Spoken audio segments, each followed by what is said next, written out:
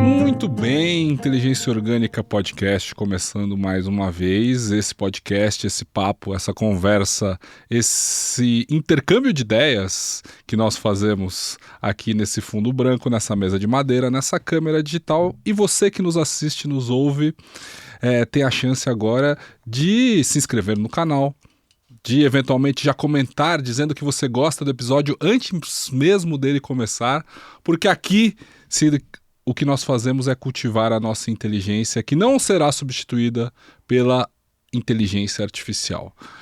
E uma das coisas que mais é bacana e que são mais bonitas nessa comunidade que a gente está criando aqui com os nossos ouvintes, espectadores desse que é o podcast com o maior prestígio e menor público da internet, Thaís, é justamente que a gente está criando uma comunidade que se interessa muito e gosta de pensar a educação. Educação porque a gente fala de futuro e não a educação com E minúsculo, a educação com E maiúsculo, que a gente precisa salvar. E o trabalho de você, que você faz, Thaís, essa minha convidada hoje, e que a sua mãe também faz, a Roberta, ela é justamente um pedido de socorro para a educação, um SOS Educação. Então hoje a gente vai falar muito sobre isso, sobre como vocês chegaram nesse lugar, mas como sempre, a introdução aqui do Inteligência Orgânica é que se trata de um podcast pessimista, em que a gente está precisando de ajuda não só da educação, mas na capacidade que a gente tem de cultivar a inteligência orgânica. E eu que tenho essa visão pessimista, recebo convidados para ter, quem sabe, uma mensagem otimista. Será que essa mensagem vai vir de você, Thaís? Seja muito bem-vinda ao Inteligência Pedro. Orgânica. Já estava marcado faz tempo, né, esse papo. Faz tempo que era pra sair. E que bom que você está aqui. Obrigada, tô feliz também. Zero pressão, né, de no meio desse mundo super pessimista agora trazer um otimismo pro Mas podcast. a verdade é que eu acho que você funciona bem sob pressão. Não, e se estamos aqui, pessimistas total não somos, porque o pessimismo total é você achar que não tem nem como agir, né? Uhum. Não adianta nem fazer nada. Os dois extremos, né? Quem é muito otimista e quem é muito pessimista, na verdade, fica imobilizado. Exato. Esse é o Então, pessimismo proativo, aquele que, porque eu acho que vai dar merda, é que eu faço alguma coisa. E você? eu acho que eu ando mais pessimista do que eu já fui. Mas eu acho que com os anos a gente vai ficando, talvez, né? Será? E daí, talvez, quando fique mais velho, daí volta para um otimismo, talvez. Eu cresci num mundo muito cor-de-rosa. De repente, caí na realidade do mundo. E em todos os aspectos da vida, financeiro, emocional, psicológico, de tudo. E agora eu acho que eu tô retomando o equilíbrio, assim, de achar não preto nem branco. E vamos achar ali o caminho de um dia de cada vez. Pra melhorar não só o nosso, mas o das pessoas, né? Ontem aconteceu uma coisa muito mágica comigo. Eu saí pra correr, tava super frio aqui em São Paulo, né? E eu fiquei enrolando, no fim eu saí no fim da tarde, fui no Parque Ibirapuera. Daí, eu sempre vou, é bem pertinho da minha casa, então eu vou, corro, volto pra casa, bem, tipo, no tempo meio cronometrado, assim. E daí, no fim, ontem me deu vontade de ficar olhando pro lago. Daí, depois que eu corri, fiquei ali um pouquinho olhando pro lago. Daí, passou um cara, ele ajoelhou, eu tava sentada no chão, ele ajoelhou e falou assim, você acredita em Deus? Daí eu já fiquei... Primeiro achei que ele me vendeu alguma coisa, né? Daí eu tirei o fone pra ouvir. Aí ele falou, eu passei aqui correndo e senti... Deus falou que era pra eu parar aqui e falar com você. Eu continuei correndo, mas aí isso ficou na minha cabeça. Eu voltei, você tá aqui. Posso fazer uma oração pra você? Ele me deu a mão, fez uma oração. E assim, eu nunca paro ali naquele lago, é sempre uma coisa muito automática da minha semana. E eu parei e fiquei pensando um pouco na vida. E daí veio, sabe assim, então eu acho que esses pequenos atos do dia a dia, que são feitos por pessoas, né? Desse jeito, esse foi completamente inusitado, vão dando pra gente uma dose de otimismo e de assim, não, tem jeito, né? Não é tudo ruim. Tem como a gente enxergar um lado mais bonito da vida? E o que você respondeu pra pergunta dele? do acredito em Deus? Não, eu acredito. Eu cresci em muitas religiões, então apesar de ter sido batizada na igreja católica, meu avô era espírita, então eu acredito em tudo, na verdade. E aí, mas naquele momento eu tava meio pensativa na vida, olhando pro lago, eu tava pensando assim, será que eu vou na missa hoje? Eu tava pensando isso, só que eu não vou na missa faz, sei lá, uns 5 anos.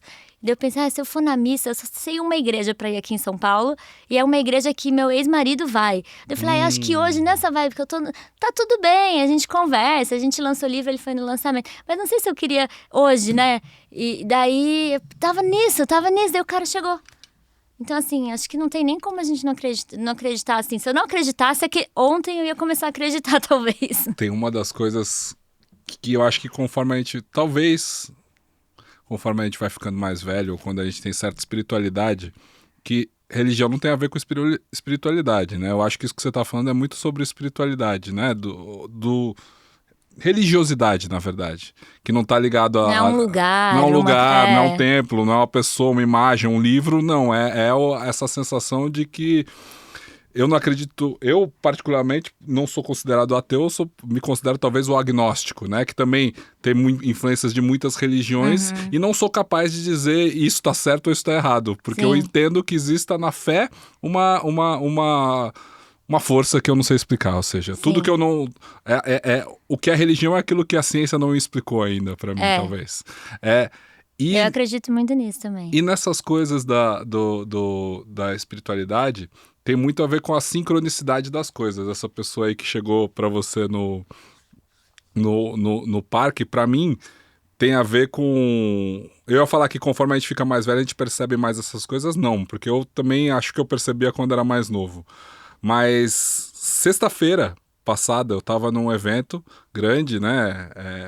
Com várias palestras, tal, que era o Hacktown, lá em Santa Rita do Sapucaí. E eu ia palestrar no evento no sábado de manhã. E eu fui na quinta-noite, cheguei lá sexta de manhã para assistir outras coisas, para ver o evento. E aí fiz o credenciamento, peguei meu crachá e baixei o aplicativo do evento para ver o que eu ia assistir no dia. Isso era 9h30 da manhã, assim. Ao sentar lá num pátio do espaço ali perto do credenciamento, eu escutei atrás de mim umas mulheres falando assim... Pedro Cortella? Você vai no Pedro Cortella? Não estavam falando pra mim, elas estavam comentando... Entre elas. Você vai? Eu falei, vou. Eu falei, ué. Gelei assim na hora. Mas por que elas estão falando de mim se a minha palestra é só amanhã? Aí corri lá na internet e vi, eles tinham mudado minha palestra. E não tinham te avisado? Não tinham me avisado pra dali a 10 minutos. Era tipo 9h50 e eu falaria às 10 num teatro ali perto, por coincidência. Eu fiquei pé da vida, né? Liguei lá pra organização, mas saí correndo esbaforido pra chegar no palco. Resumindo, cheguei lá e fiz, acho que é talvez a melhor palestra da minha vida, assim. Sem tela, sem nada. Não, deu tempo de ir no meu carro, pegar o pendrive, botar o... Mas era pra você estar lá naquele momento ouvindo aquelas meninas. Não é? Eu acredito nisso também. Essa sincronicidade das coisas, né? Ou seja, a capacidade da gente estar atento ao se dispor a ter essas situações, assim, talvez. E daí o que hoje em dia a gente vem perdendo isso é porque cada vez mais a gente tá ouvindo menos, né? Então, se você tivesse ali com seu fone de ouvido, no seu mundo ali rolando sua tela, você não ia pegar isso. Não ia. Ou se eu tivesse ali e não quisesse abaixar pra olhar o cara, também não. Então, acho que a gente precisa se policiar pra deixar que esses momentos cheguem na nossa vida, né? E pra mim, Deus é esses momentos. Sim. A religião mora nesses momentos, assim, nessa capacidade humana que a gente tem nessas mágicas da vida, de dar né? atento às coisas, nessas mágicas da vida. Mas você falou ali, e para quem não te conhece, Thaís, fala um pouco do seu trabalho que você desenvolve, muito relacionado a pensar a educação, pensar o futuro da educação, a palestrar em escola, a desenvolver a comunicação com os pais, com os professores, assim. Porque é muito... Uma das coisas que volta sempre aqui no podcast é justamente qual é o futuro da educação em meio a tanta automatização, as gerações estão ficando mais burras, aquelas coisas assim, as escolas estão com cada vez mais dificuldades, assim. Onde que mora o SOS da educação de vocês? O SOS até nasceu, o nome inicial do SOS era Socorro, Meu Filho Não Estuda. Então era um pedido de socorro mesmo, então eu cresci com uma mãe professora dentro de casa, vivenciando muito o meio da educação por causa da minha mãe. Eu acho que, até voltando na parte da religião, da fé, eu tenho muito vivo isso que você falou, do não precisar estar em um lugar e tal, porque eu vejo isso na minha mãe. Ela foi a pessoa que mais me ensinou sobre fé e sobre religião sem nunca ter me levado na igreja. Ela nunca me ensinou a rezar nem Pai Nosso, nem eu aprendi a rezar Ave Maria, porque eu morava num condomínio de casa e a gente revezava carona para ir para a escola. E uma das pessoas que eu ia uma semana inteira com uma família, eles iam rezando Ave Maria da casa deles até a escola. Caramba. E foi quando eu aprendi a rezar Ave Maria, eu estava no ensino médio. Então, assim, eu nunca tive esse convívio de igreja, de nenhum lugar de religião. Mas, na verdade, minha mãe é meu maior exemplo de ter me ensinado fé, sobre acreditar numa força maior, sobre acreditar que as coisas vão ficar bem. Então, nós somos muito conectadas, assim. E do mesmo jeito, ela me ensinou pelo exemplo sobre educação. Então, eu cresci vendo ela trabalhando muito, gostando muito do trabalho dela sempre. Fazendo malabarismo de trabalhar viajando 5 dias da semana, tendo filha e conseguindo estar presente na minha criação. Quando eu me formei no ensino médio, eu não fui fazer faculdade de educação como pareceu que eu iria, porque eu sempre vivi muito isso com a minha mãe. Seria pedagogia? Como ela trabalhava muito, ela aproveitava quando eu estava de férias e me levava junto para as viagens. E daí, todo julho e janeiro, para onde ela fosse, eu ia junto. E o que ela fosse fazer, eu fazia junto também. Nessa época, a sua mãe Roberta, que gravou aqui também um episódio comigo, ela estava numa empresa que dava treinamento nas escolas, era isso? De informática, não era? Inicialmente era de informática, mas depois virou uma empresa que oferecia melhoria da educação pública através de vários aspectos, não só da informática. Então, o que ela fazia... Isso você criança? Eu crescendo, né? Dos 10 até... Ela trabalhou 18 anos nessa empresa, então foi muito tempo. Ela foi dos 9 aos 27, assim. E quando... no final, ela chegou a ser vice-presidente dessa empresa. Então, o que ela fazia ela viajava o mundo buscando experiências bem-sucedidas na educação para fazer parcerias, buscar inspiração e trazer para o Brasil de alguma forma para implementar, para melhorar a educação pública. Legal. E aí, então ela viajava muito, toda vez que eu estava de férias eu ia junto, para qualquer lugar do mundo que ela fosse, o que ela fosse fazer, desde visitar escolas modelo, até fazer cursos em universidades. No começo, assim, estava no ensino médio, no final do fundamental, às vezes ela convencia a universidade de deixar eu entrar como ouvinte, e daí aos poucos eu fui fazendo mesmo como aluna alguns cursos. E aí, quando eu me formei no ensino médio, parecia assim, não, é lógico que eu vou para a área de educação. Mas não, eu fui fazer administração e nós somos de São José dos Campos, 1h30 aqui de São Paulo, né? Mas eu com 17 anos mudei para São Paulo para fazer administração na FAAP. E durante o primeiro ano de faculdade, várias coisas aconteceram. Eu abri o SOS Educação, minha terceira empresa. Então, no primeiro ano de faculdade, eu comecei a dar aula numa escola de inglês que tinha ali na frente da FAAP. E lá naquele ambiente, eu tive a ideia da minha primeira empresa, que ali em Higienópolis, né? Então, era um público de pais com bastante poder aquisitivo, e eu via as professoras levando os filhos no carro dos pais para entregar aos alunos e voltando para a sala dos professores comentando sobre as bolsas que as mães dos alunos usavam. E naquela época, 2007, não tinham todas as marcas de luxo aqui no Brasil ainda, e as poucas que tinham não parcelavam igual hoje em dia você compra em 12 vezes uma marca de luxo. E naquela época minha mãe viajava loucamente, né? Então eu tive uma ideia de criar um consórcio de artigos de luxo, que chamava Sonhos de Luxo. E era tipo um consórcio de carro, mais de uma bolsa da Louis Vuitton, bolsa da Chanel, várias coisas desse tipo. E aí era igual de carro mesmo, montava um grupo de pessoas, todo mês tinha um sorteio. E eu comecei inicialmente ali com as professoras daquela escola de inglês. Mas aos poucos isso foi crescendo. Daí era na época que estava surgindo o Facebook, daí tinha uma página no Facebook dessa empresa. E eu comecei a ter vários grupos, cheguei até 50 grupos de 10 pessoas fazendo consórcio. Chegou um ponto que estava maior do que eu conseguia administrar ali sobre conhecer todo mundo que eu estava oferecendo, né, o consórcio. Então começou a ser amiga de amiga, amiga do amigo do amigo, e chegou um ponto que eu precisei profissionalizar aquilo. E foi quando a empresa morreu. Foi que eu descobri que para você abrir uma empresa de consórcio, você tem que fazer um aporte de banco, porque você está administrando o dinheiro das pessoas. Você tem que ter eu estava no primeiro ano da faculdade. Você tem que ter o lastro. Então assim, eu fui fazendo tal, mas no fim eu parei com aqueles grupos que eu tava. E nesse meio tempo, ainda nessa escola de inglês, eu conheci uma professora que tinha uma família, a família dela tinha confecções no Bom Retiro e tal, e a gente decidiu abrir uma marca de roupa. Chamava Yafá, que significa bonita em hebraico. E naquela época também, não era toda loja que tinha e-commerce, não era normal comprar online. Então, um dos diferenciais era que tinha era uma loja digital, online, não tinha como comprar presencialmente. E aí, comecei a Yafá, foi crescendo, daí chegou um momento que eu comprei a parte da minha sócia da Yafá, ficou só para mim, abri loja física.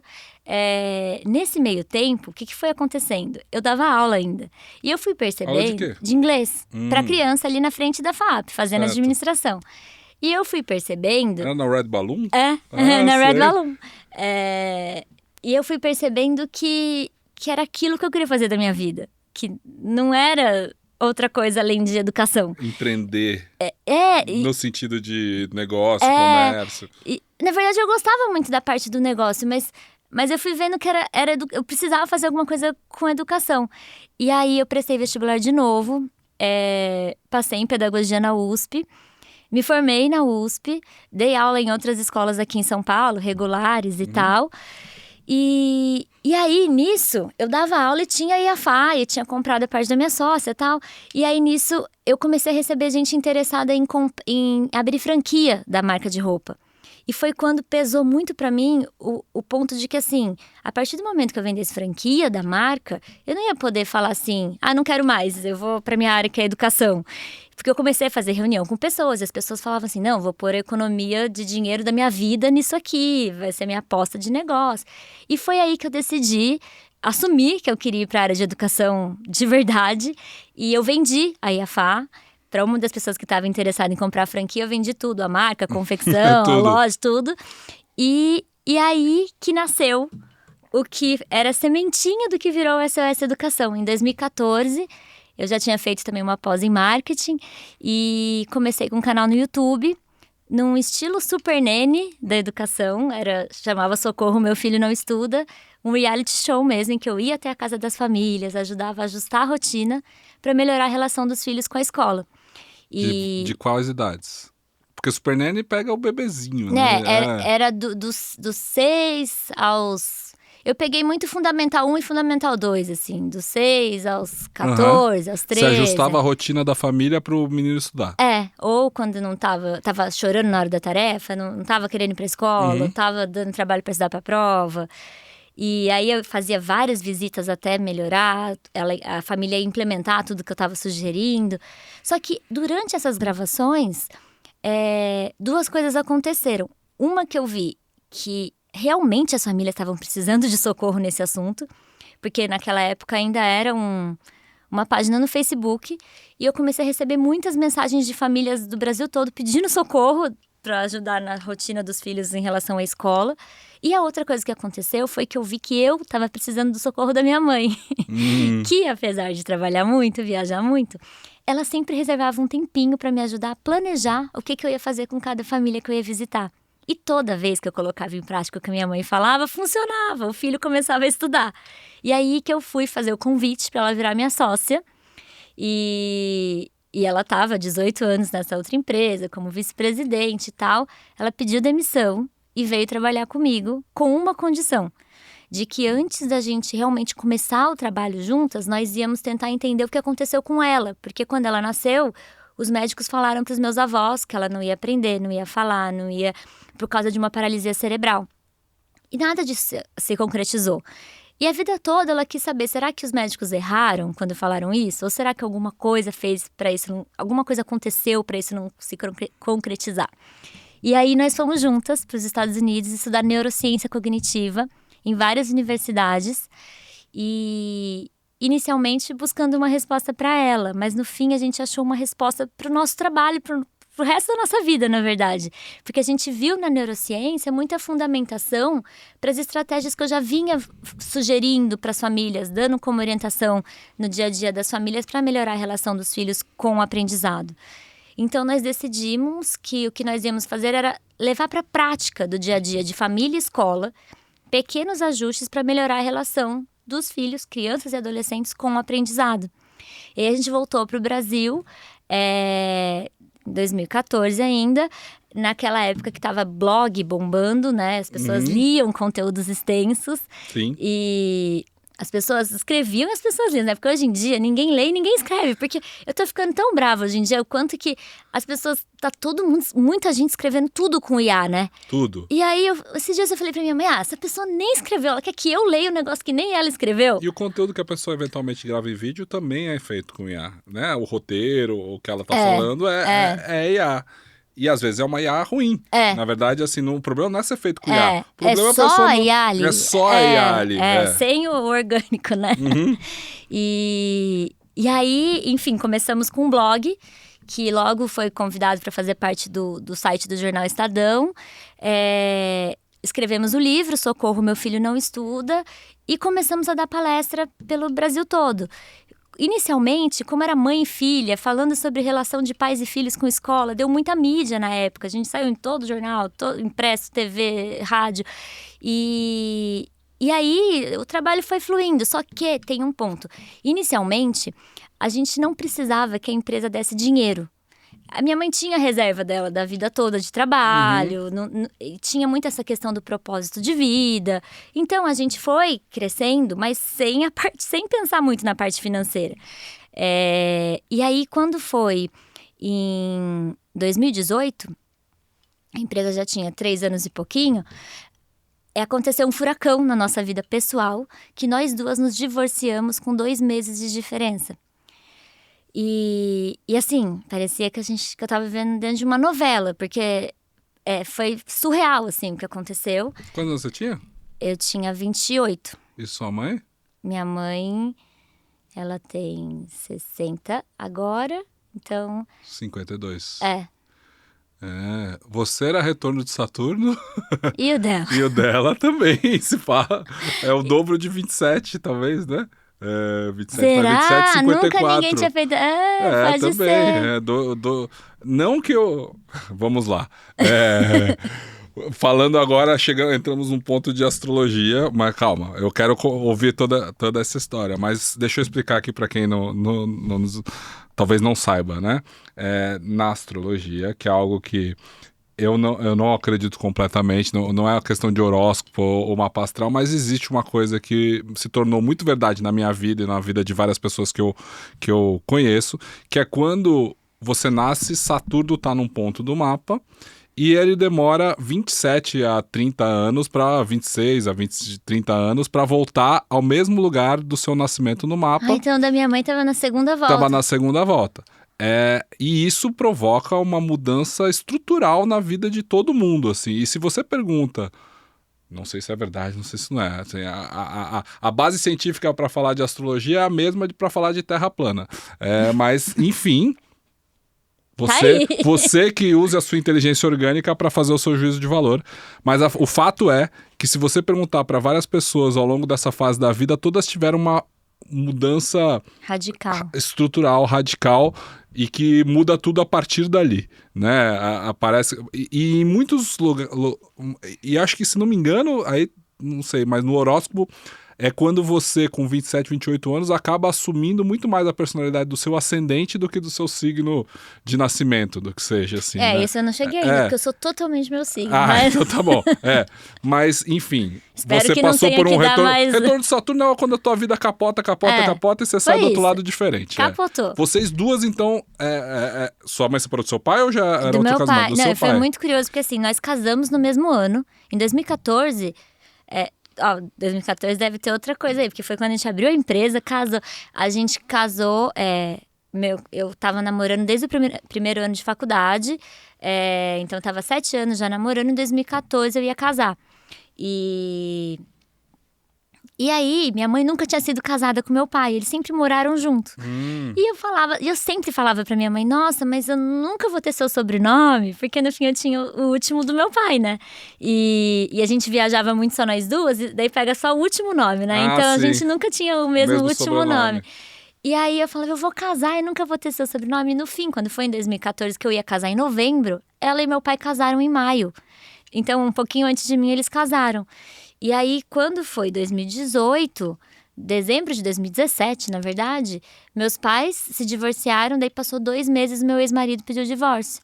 Mas eles se casaram No papel. por você? Não, mas já tipo- era uma última tentativa de fazer o casamento deles funcionar? Assim, não? Não, foi tipo, vamos casar então no civil? Vamos. Daí fizeram um almoço lá na nossa casa e foi um almoço, daí até testou um monte de coisa.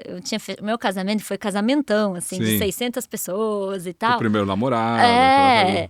E aí tudo que eu tinha fechado de fornecedor a gente testou com deles. Tipo, Ah. era um bolão, daí fez um bolinho no mesmo lugar.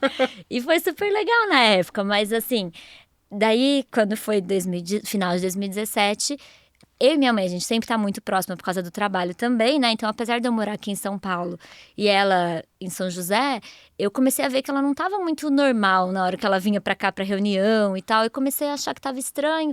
E aí fui meio que investigar as coisas e descobri que meu pai tava com uma outra pessoa. O do meu pai e da minha mãe foi tipo coisa de novela, assim, de verdade. Só novela que eu vi igual. E no fim, minha mãe ficou sem nada da vida toda que ela tinha trabalhado. Ela foi morar de favor. O dono do salão de cabeleireiro que ela ia ofereceu o apartamento para ela ir morar na época. E, assim, foi realmente uma coisa maluca, assim, da nossa vida. E passou 2 meses, meu ex-marido pediu divórcio. E, de repente, a gente não tinha nada. A gente não tinha... E pra você foi inesperado o seu também, divórcio? Foi. Assim, agora, depois de 8 anos de terapia... Eu enxergo umas coisas, a gente nunca tinha brigado. Não existe um relacionamento sem briga, né? Mas enfim, o meu foi uma coisa assim, agora olhando pra trás e tal. A gente casou muito novo, nessa época muda muito, não teve uma coisa de, né? Mas de qualquer jeito foi muito sofrido, Claro. porque ele foi péssimo em timing também, né? Porque foi no pior momento. Porque as pessoas... Meus pais se separaram quando eu tinha também 29 anos. Foi tudo no meio também do tal do retorno de Saturno.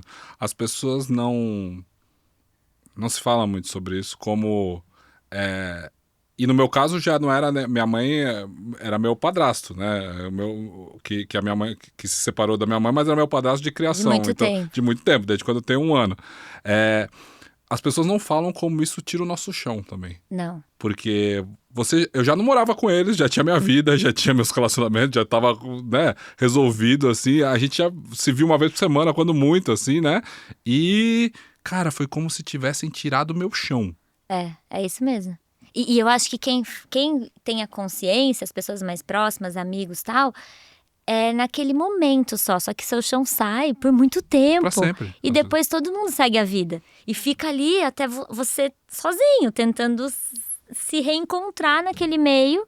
E nesse meio tempo eu ainda tinha toda a parte do meu divórcio, que também é uma coisa que às vezes a gente não pensa, mas não é que some só o marido, a esposa, quem separou, some toda a família em volta também, né? Toda a estrutura. Então, por exemplo, eu que não sou daqui de São Paulo, a família do meu ex era muito minha família há 11 anos. Sim. E daí, de repente, por mais que não tenha sido uma briga, as pessoas vão se distanciando. Normal. E daí, então foram, assim, os 600 convidados, hoje em dia, se eu casar, vai ser 200, porque foi toda a família do meu pai, toda a família do meu ex. E... Tudo bem, quando eu casar vai ter a família do marido novo, né? Claro. Mas foi assim um buraco na nossa vida. E o meu foi ver minha mãe sofrer e também a parte com meu pai, eu com meu pai, né? Sim, que daí, você perdeu, tem que ressignificar. Se que até hoje ressignifica ou não. Até Claro. o Deus de ontem lá no lago foi super importante o cara vir. Tava no Dia dos Pais, né? É Olhando pro verdade. lago, depois de tudo isso. Até hoje eu e meu pai a gente não se fala. Uhum. Então foi uma coisa de Deus mesmo ontem. Total. E, enfim, daí a gente se viu assim, a gente não tinha nada. A gente não tinha dinheiro, a gente não tinha do dinheiro para comer no mês seguinte, assim, foi desse jeito. E a gente não tinha saúde emocional. A minha mãe, então, como eu fui investigar, já estava há um tempo numa relação não saudável. Então, ela estava muito mal emocionalmente. Tanto que é uma coisa que hoje a gente conta rindo, mas na época era trágico, que perguntava para ela falava que ela achava que ela ia virar uma mendiga bilíngue. Sabe, tipo, quando vai o jornalista entrevistar, olha aqui, uma mendiga que fala inglês e viajou o mundo. Ela achava que ela ia ser essa pessoa. Acredito, tipo, ela cara. conhece ministro da educação do mundo todo. Aquele poço de sabedoria, de conhecimento, de vivência, ela né? tava tão mal que ela achava que ela ia virar uma mendiga bilíngue. E a gente muito mal. O que sobrou pra gente? Pessoas, né, família, uma parte da nossa família, amigos, mas o que sobrou foi a relação que a gente tinha uma com a outra e o SOS Educação que já existia, mas naquela época não dava dinheiro. E eu fiquei muito mal, assim, daí chegou, minha mãe conta que tem um dia que ela me viu na cama, não conseguindo fazer nada, e ela falou, não, se tem alguém que tem que mostrar pra Thaís que tem como recomeçar, sou eu. Então ela deu um chacoalhão nesse dia, e aí, 2018 foi o ano que a gente fez o SOS bombar. Teve mês que a gente deu 31 palestras no mês. E a gente ia chorando e se maquiando. Eu dava as palestras de 2018, eu dava de peruca, porque meu cabelo caiu quase muito por causa de sofrer, né? De chorar, sei lá, emocionalmente, que eu tava mal. E foi quando a nossa vida, assim, virou, a gente começou a realmente viver do nosso trabalho. E tem um fenômeno muito curioso disso, do dar palestra, né? Que eu não sei se você sente isso também, mas é uma coisa desgastante, você ter que viajar, sair da sua casa, dormir fora e tal. Mas ele também é uma coisa que reabastece tanto a energia. O final de cada palestra, o abraço de cada pessoa, o quanto elas ficam gratas pelo que a gente passou para elas. Eu comparo que é um pouquinho da gente ter um gostinho do que é ser um rockstar. É um gostinho de você ser um artista, assim, porque no final do seu show, que é a sua palestra, é palma. A gente se vicia não só na palma, mas na transformação que você gera no outro. A assim. transformação, é isso. E isso enche a gente de propósito. Isso faz tudo valer a pena, na verdade. A viagem, o hotel, a comida, o estresse, Acho que é o igual voo. falam, eu não sei, não tenho filho ainda, né? Falam que daí quando tem filho, esquece da dor do parto. Eu acho que daí isso faz a gente esquecer. Na verdade, né? quem tem o segundo filho é porque esqueceu como que é o primeiro ano. Então. Mas a grande questão da palestra é justamente... Mas isso também tem um outro lado, né? Porque existe o benefício, ou seja, aquela energia que você sente no palco é muito, muito potente e isso enche você de vida, de coragem, de vontade de fazer mais. Mas também a vida na estrada ela é muito solitária. Tem um pouco daquela síndrome do chorão, né? Ou seja, eu tô lá no palco, naquela adrenalina, e 40 minutos depois, 20 minutos depois, eu tô num quarto de hotel sozinho. Isso é uma coisa que eu vivo mais hoje. Mas naquela época... Foi muito bom. Era ótimo, porque claro, eu não tinha nem referência de casa mais, né? Onde é minha casa? Não, foi o que te tirou da lama, é isso. Foi.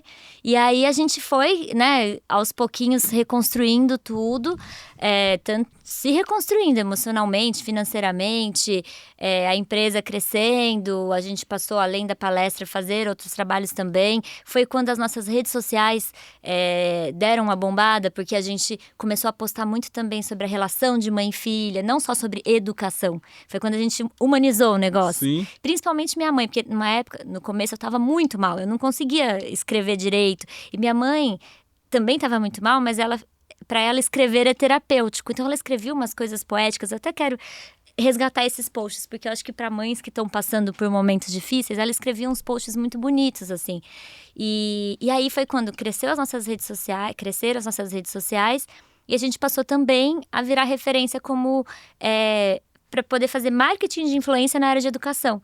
E aí tudo foi caminhando. Quando chegou 2020, a gente pensou assim, agora a gente começou o ano de 2020 com a agenda de palestra lotada para o ano todo. Então a gente pensou, esse vai ser o ano que a gente vai se estabilizar financeiramente. E aí, quando chegou março, deu a pandemia. A minha mãe fala que a nossa vida é um eterno... Sabe aquele Cid, que ele fala do Era do Gelo? Nós vamos viver, nós vamos morrer, nós vamos viver. Então foi tipo isso. Quando a gente chegou, nós vamos viver. Daí deu a pandemia, todo mundo. Primeiro adiou, depois cancelou as palestras. Eu brinco que eu sou também uma eterna galinha tentando voar. Vai lá, dá 3 pulinhos. É bem isso. E isso vai dando uma esperançazinha, uma força pra gente seguir, né? Mas aí, mas muito rápido a gente migrou pro digital. A gente já tinha toda essa veia, né? E a pandemia foi a época que a gente mais trabalhou. A gente passou a ter um público muito grande de escola também. Porque apesar dos nossos conteúdos serem voltados para as famílias com filho em idade escolar até então, as escolas passaram a usar nosso conteúdo para mandar para as famílias naquela época caótica de pandemia. E aí, mas tudo muito difícil ainda, né? A gente tinha muita dívida para pagar de toda aquela época de...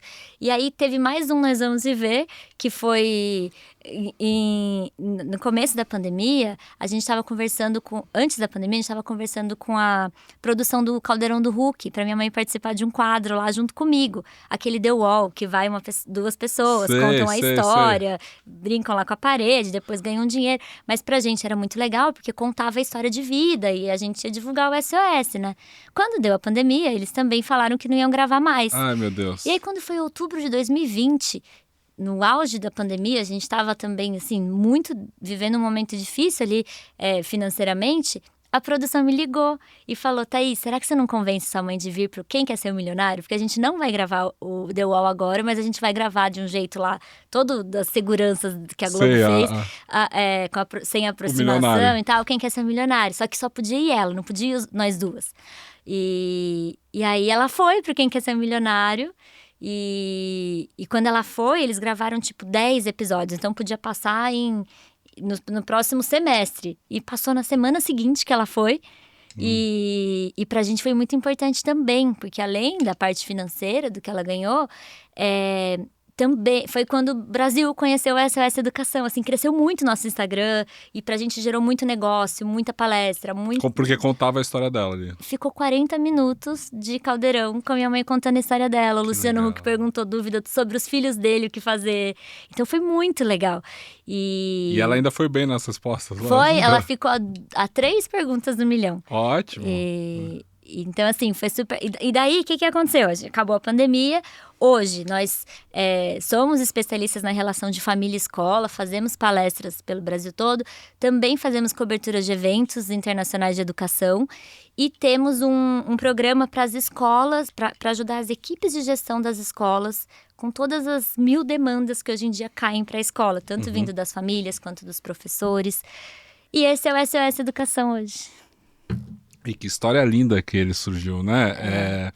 Eu já tinha ouvido por um lado aqui com a Roberta, mas agora ouvindo com você é muito mais rico também agora ter todas esses lados da mesma história, né, Thaís? Porque a gente... E hoje, aí eu te pergunto, você é grata a tudo que você passou? Eu consegui chegar nesse ponto de, assim, eu ainda quero ter uma família, eu quero ter filho, quero ter marido. Então, tem momentos que eu ainda fico meio, nossa, meu Deus, mas já não tá bom? Já não tá na hora de acontecer, de tipo, né, de viver felizes para sempre, que eu já sei que não existe, mas um pouquinho dele de novo. Mas eu consigo, assim, enxergar que tudo que aconteceu me fez uma pessoa muito melhor e muito mais consciente de tudo do que eu era inicialmente. E eu fico... Tem uma... Eu não lembro que empresa que fez uma série no YouTube que chamava Day One. E daí eles chamavam empresários bem-sucedidos para eles contarem o que eles achavam que era o Day One da vida deles. Então, qual que foi aquele um dia que fez a virada para dar certo, né? Então, tem todas as empresas famosas assim, do Brasil, tá lá o fundador contando. E eu acho que eu passei muito tempo buscando o day one, sabe? Não, vai ser isso aqui que vai fazer a virada. Isso aqui que... E aí, o que me deu a paz, assim, que é uma busca constante, né? Mas o que deu uma paz melhor? Que é entender que não existe day one, na verdade, né? Principalmente se a gente fala sobre a nossa vida, sobre empresa, sobre família. É muito difícil ter aquele uma vírgula que mudou tudo. Normalmente é uma sequência de fatores e no meio dessa sequência tem parte boa, tem parte ruim, tem choro, tem, né, tem risada. E eu acho que o difícil é conseguir ir nesse...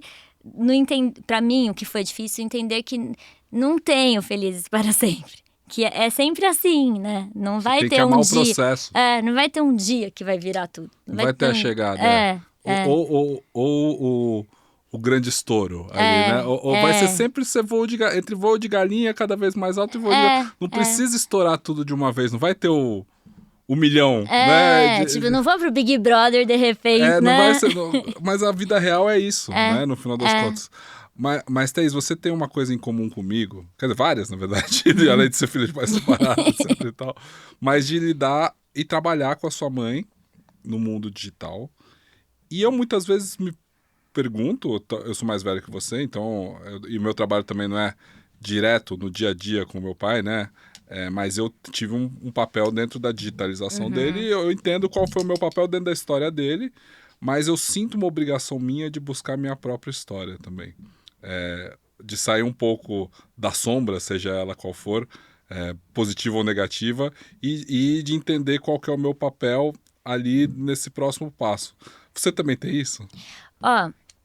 Eu acho que eu tô começando a ter isso, sabe? Porque eu acho que a gente viveu muitos anos no modo sobrevivência.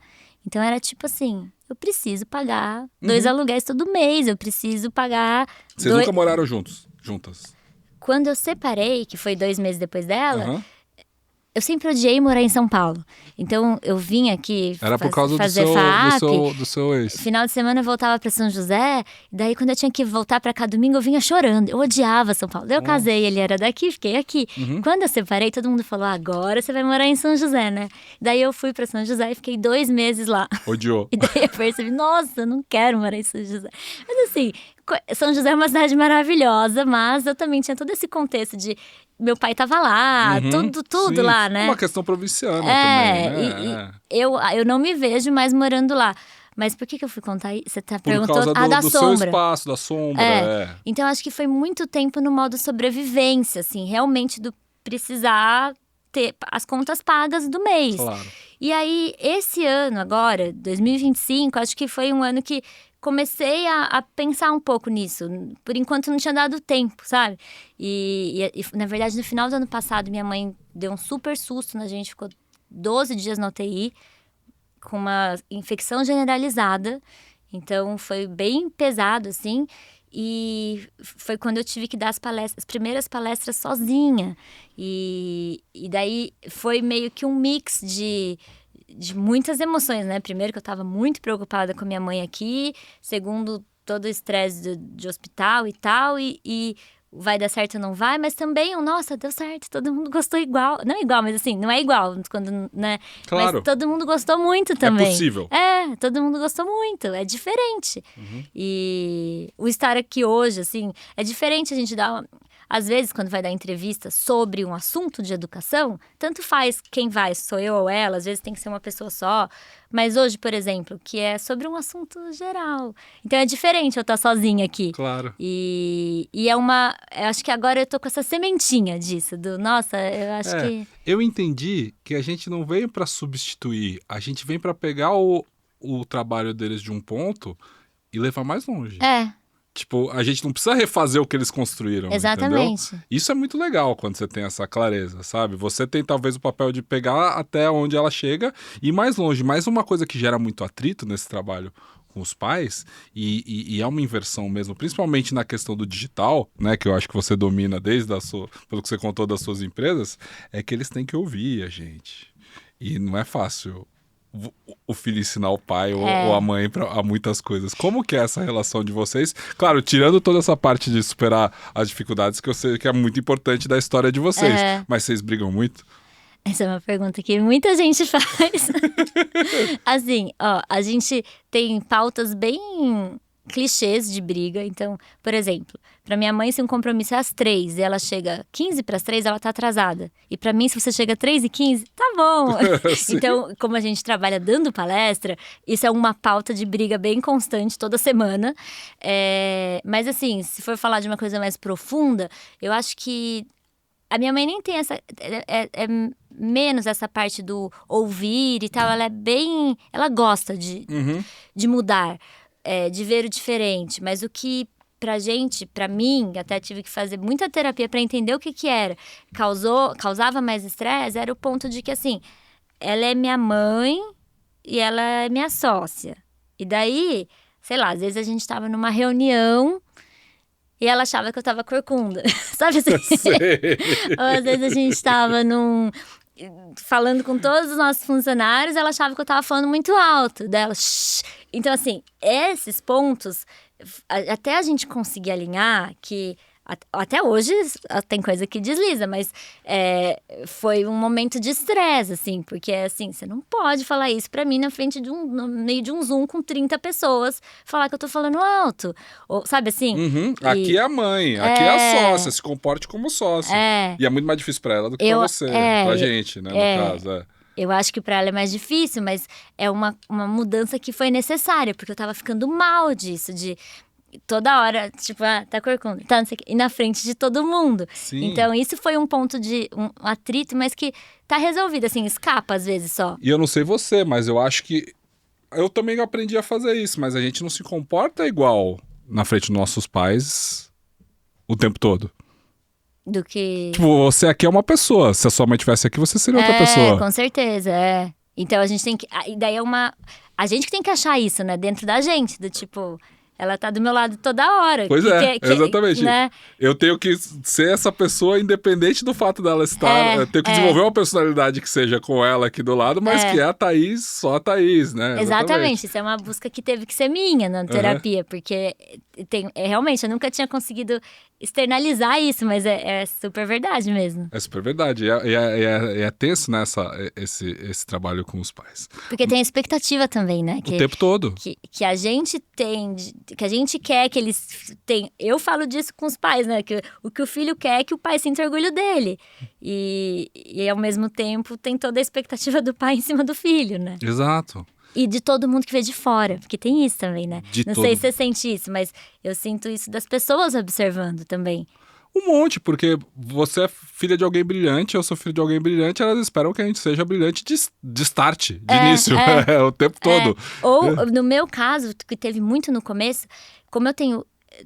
Hoje em dia, acho que eu já tô normal, mas eu já tenho 36 anos. Eu comecei o SOS, eu tinha 20, não sei, eu tinha 28, pouco. 20, não, 28 eu separei. 25. 25, a gente tem 11 anos o SOS esse ano. Então eu tinha 25. Com 25 eu tinha cara de, sei lá, 15. 12. Sabe? Tipo, quando eu fui casar... Bom, hoje você tem cara de 25. Eu já acho que eu tô normal, mas não, tem cara de mais nova ainda. Quando eu fui casar, as pessoas falavam, é festa de 15 anos, quando chegava no buffet, assim. Não, é casamento. Então, assim, tem esse ponto que daí eu acho que é pra mim que pesa psicologicamente, assim, que eu sei que as pessoas estão me olhando achando que eu tenho menos idade do que eu tenho. E daí demorou, sei lá, às vezes a gente chegava pra palestra, teve caso de gente falar assim, você veio passar os slides pra sua mãe? Nossa. No comecinho, assim, sabe? Que ninguém conhecia e tal. Então, teve um momento, uma etapa, assim, de tentar me ficar com a confiança que eu precisava ter, apesar do que as pessoas iam achar. E daí, isso agora já quase que passou, né? Ainda tem um pouco, mas quase que passou. Mas é um desafio mesmo. Ô, Thaís, e sobre o conteúdo mesmo das coisas que vocês falam? Nesses 10 anos de SOS Educação, eu fiz essa pergunta para sua mãe e eu faço para você também, porque a sua visão com certeza é diferente. Você pegou, ela viu como eram os jovens lá dos anos 90, as crianças dos anos 90, dos anos 80, do que seja, e você não. Então, a partir do momento que você começou a trabalhar com educação, já era um mundo que foi atropelado pelo digital, ou pelo celular, ou pelas coisas que a gente vê hoje na escola. Qual que é a sua visão sobre as crianças hoje, o mundo, a geração alfa, essa galera que você tá vendo todo dia nas escolas? Eu acho que um grande ponto assim que eu enxergo de mudança, que é muito claro, que nem é nas crianças, é o quanto que nesses 11 anos de acesso à educação, as famílias estão diferentes. Então, tem lá o livro, né? Eu até estava ouvindo esse final de semana um episódio com a minha mãe, você fala alguma coisa da geração ansiosa. Sim, o Haidt, né? Mas assim, a realidade é que a geração ansiosa são essas famílias de hoje em dia, são os pais. Essas crianças só são consequência do que elas estão tendo em casa. E como a gente lida muito com a relação família-escola, tá ficando cada vez mais desesperador para quem está na escola a relação com essas famílias, que tem sido de uma forma muito agressiva, muito além da parte técnica ali mesmo, sabe? Então, com demandas surreais. Se a gente contar as coisas que acabam chegando de demanda na escola, parece que é mentira. Assim, toda reunião que a gente faz com alguma equipe de gestão é assim, desde mandar o peixe cru na mochila, porque o filho tem que ver o peixe cru antes de comer, e a escola tem que fazer o peixe que o filho vai comer, porque ele quer ver, ele não come o que ele não tiver visto cru. Você tá brincando? Até pedir pra professora, vou falar aqui, mas tipo, ir no banheiro com a criança pra cavocar ali quando a criança vai no banheiro, porque ela engoliu uma medalhinha de ouro da mãe. Então, mandar a criança com uma peneira, porque na hora de ir no banheiro é para a escola olhar isso.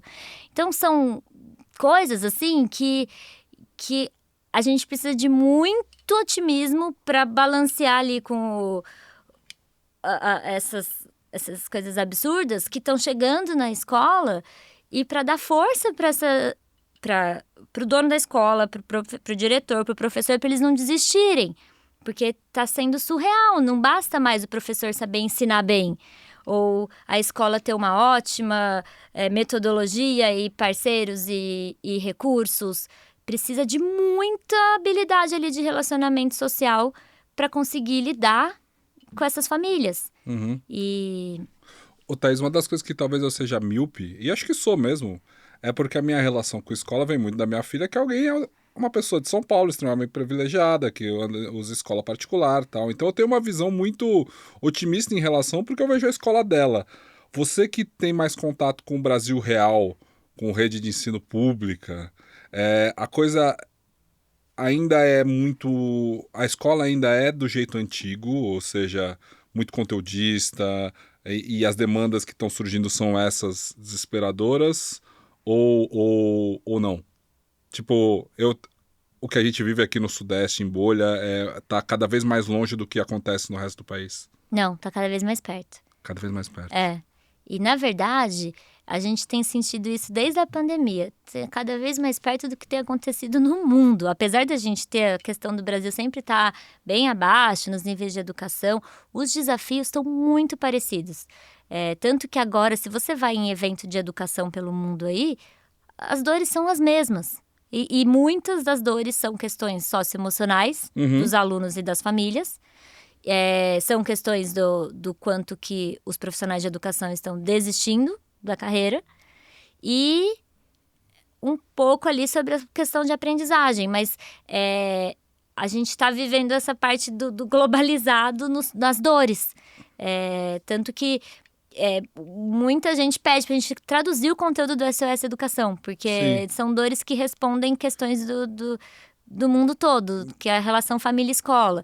E sobre a escola, né, a questão de ser conteudista ou não, eu enxergo como um movimento que a escola está fazendo de já enxergar. Hoje é muito difícil uma escola que fale, não, o meu papel é ensinar o conteúdo. Não tem mais isso hoje. Nem no ensino público, nem em lugar nenhum. Não. Ótimo. Quer dizer, ótimo, não sei se é ótimo, mas Então, para onde o mundo tá indo, né? É para onde a gente precisa caminhar. A gente tá ainda num momento de confusão, né? Mas pelo menos conceitualmente, a escola já tem a consciência que ela precisa pensar na formação integral do aluno. A gente já vive esse momento, assim, pelo Brasil. E pelo Brasil mesmo, assim, nos últimos 10 dias a gente foi em todas as regiões, a gente realmente roda o Brasil. E falando de público e privado. Agora, o que a gente tem são os desafios de, na prática, conseguir atingir isso. Então, daí a gente tem níveis diferentes ali de quem tá conseguindo mesmo, ou quem sabe o que é a missão, mas ainda não consegue chegar nela. Uhum. Mas eu acho que a consciência a gente já tem. E aí, sabe o que falta? Por isso que é tão importante a conscientização das famílias, porque a gente avançou na consciência da escola. Então, antes a escola, quando a gente era aluno, a escola achava que ela tinha que ensinar o conteúdo. E os nossos pais colocavam a gente na escola para quê? Pra gente aprender os conteúdos. Era bem alinhado ali o que a escola se propunha a fazer e o que os pais esperavam da escola. Exato. Hoje, evoluiu. A escola hoje já tem a consciência que ela precisa pensar na formação integral do aluno. Mas a expectativa da família hoje está muito distorcida em relação ao que a escola se propõe a fazer, que é o quê? Hoje as famílias querem que os filhos aprendam os conteúdos, saiam super bem para vestibular, Enem, o que for, que eles aprendam os conteúdos, que eles não se frustrem e que eles sejam felizes o tempo todo. E aí é uma matemática que não tem como fechar. E daí fica muito difícil da escola cumprir o papel dela, da formação integral, porque como você vai formar integral se esse aluno não pode se frustrar? Se a mãe quer que todo dia ele seja o auxiliar de classe. Se a mãe quer que todo dia ele sente no lugar que ele quer. Que ele não pode dançar aquela música, ele não pode... Então, assim, muito difícil. Não pode ter acesso a esse livro, a esse tipo de pensamento, né? Tudo tem que adequar ali o contexto, a personalização do ensino é muito importante. Inclusive, é um dos fatores que a tecnologia mais consegue contribuir para a gente conseguir avançar como educação mesmo. Mas, personalizar o contexto que ele está aprendendo, então, querer que uma sala de aula que tem 20 alunos, aquele aluno tenha tudo pronto para ele não se frustrar, para ser igual é na casa dele, um adulto por aluno, isso daí não é o papel da escola. Então, hoje tem esse atrito muito grande que daí impede a escola de cumprir o papel dela. Por mais que ela tenha já essa clareza. Consciência. Porque tá difícil ainda. E nos eventos que vocês vão pelo mundo, antigamente eu tinha a percepção, ou talvez o preconceito de achar que, cara, tá meio que todo mundo perdido, né? E hoje em dia eu não acho menos isso. Acho que existem caminhos claros, assim, do socioemocional, do que deve ser feito. Vocês vão no mundo inteiro, né? Vocês foram pra China, foram já pra Singapura, Islândia também. Muito lugar de visita. E assim, você falou que achava que estava perdido e que agora não tá, né? Eu achava que estava mais perdido do que tá. Eu acho que eu vejo bons caminhos, assim, ou então pessoas que pelo menos se dedicam. Não é tão pessimista esse podcast. É verdade, Mas assim, o que é? A gente tem alguns assuntos que ainda está assim, tem muita gente indo atrás de caminhos, mas ninguém ainda encontrou como que a gente pode fazer funcionar. Por exemplo, a inclusão. Pelo mundo todo, tem muita pesquisa, tem muita tentativa, mas não tem ainda um caminho claro do que fazer para a gente conseguir fazer a inclusão do jeito certo. Agora, tem alguns... O socioemocional, por exemplo, tem pesquisa, a gente nem divulgou ainda no SOS, porque vai ser polêmico, mas assim... Agora está saindo uma avalanche de pesquisas mostrando o quanto que esse excesso de socioemocional nas crianças de educação infantil Fundamental 1 e Fundamental 2 tem atrapalhado uma parte do desenvolvimento delas. Tem uma autora que ela escreveu um livro que chama Bad Therapy. E ela fez vários estudos nesse ponto, mostrando que assim, quando você pede para uma criança racionalizar um sentimento que ela ainda não está pronta para racionalizar, você acaba atrapalhando o desenvolvimento dela. E aí o que ela fala é do quanto que está faltando muito nessa geração, ela falou, get over it, tipo, vai passar. Não é tudo que você tem que ir lá no terapeutizar, fundo, entender. Então... abraçar o seu desconhecido. E tipo, em sala de aula, você contar o que é que tá te doendo. Não é tudo que você tem que fazer isso. E tem muitas coisas que a gente tem achado que seria o caminho, que talvez não seja. Então, assim, a gente tem muitos caminhos, muitas pesquisas, mas... Ai, meu Deus! Sinto lhe informar. É exatamente esse o problema, cara. A gente tem muitos caminhos, muitas pesquisas e muito acesso a isso. Mas é que também, assim, ó, é bom, porque acho que é impossível a gente achar um caminho que vai dar pra todo mundo, né? Mas quando a gente pensa, por exemplo, Inteligência artificial na escola, que é um tema que está lá sempre no evento que a gente se conheceu, por exemplo, o SGSW Education lá. 90% das palestras estão dizendo lá. A possibilidade de você ter um ensino personalizado, ou seja, um tutor que vai ensinar matemática para um aluno que gosta de Minecraft, usando o boneco do Minecraft para ensinar ele, para mim, Paulo Freire na essência. É incrível. É maravilhoso. Assim, É. e isso dá para ser feito em escala. Sim. E isso é muito positivo. Aí. Mas você está me dizendo que existem estudos... Você que tá trazendo otimismo para nossa conversa. Eu acho isso muito bom. É, isso mas é incrível. é incrível mesmo. Porém, por enquanto isso vai ser restrito, mas ele é altamente escalável para uma grande população. O problema é quando esse aluno começar a se apaixonar pelo Minecraft da escola, e aí vai ter que ter um professor humano que vai dizer, não, vem cá, deixa eu pegar aqui, olha só para mim, esse mundo aqui, vamos brincar de terra. É isso. Né? E é isso que eu acho que as pessoas estão mais claras. Eu vejo mais sentido no que está sendo feito e desenvolvido, assim. Mas eu acho que é uma bolha ainda, que tá claro. Então, é uma bolha, mas o meu questionamento com inteligência orgânica é assim, a gente está formando esses seres humanos socioemocionais, digamos, não trazendo esse último tema. Sem essa parte que você falou que pode dar... A gente nem pôs na que vocês nem pôs ainda, porque é polêmico. Digamos que a gente está fazendo esse humano pleno, esse humano que se comunica bem, que se entende, que sabe trabalhar em grupo, etc e tal. Num mundo em que não vai ter emprego, ou seja, a gente não sabe quais empregos serão, assim, de que adianta esse ser humano pleno? Por quê? Porque tudo que é automatizável será automatizado. Então, se ele não for pleno, não, ele é igual a máquina. Ele vai ser pleno. Mas não vai... Mas, por exemplo, o que resta para o ser humano? Fazer arte. Vai todo mundo fazer artesanato? Não, porque, por exemplo, pensa isso. Todo mundo vai viver da sua arte. A arte não é essencial.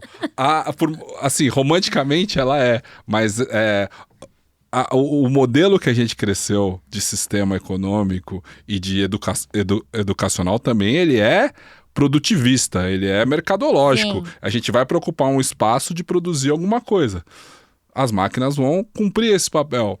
O ser humano, a gente cresceu orientado a se comportar como máquina. Agora não, agora a gente vai ser orientado a se comportar como humano. Mas vai ter emprego para humano? Mas pensa bem, se você mesmo falou, lá no SX, o tanto de IA que já tem para educação, o tanto de coisa incrível que tem acontecendo, por que tá tão ruim a educação? Porque... Então, não adianta ter só máquina, entendeu? Não adianta, a gente precisa de gente mais incrível do que as pessoas estão sendo hoje em dia ainda para conseguir colocar essa máquina a favor aqui. A inclusão é outro exemplo. Tá começando a surgir, tá um barulhinho assim do mercado de surgir soluções de IA para inclusão, o que é muito incrível porque um desafio da inclusão é que assim, quando você fala de uma deficiência ou de um aluno neurodivergente, não tem um padrão. O aluno autista, não é que todo aluno autista precisa daquela mesma coisa. Uhum. Então, se for possível ter recursos de IA para entender cada um deles, é sensacional. Mas só que assim, se a gente não tiver o elemento humano ali, a gente não consegue, porque a máquina sozinha não roda. Ela vai rodar o quê? Vai ficar rodando sozinha ali. Só que os humanos vão ter que ser mais incríveis ainda. A gente vai ter que ter humanos incríveis ainda, mais incríveis ainda. Eu concordo com você.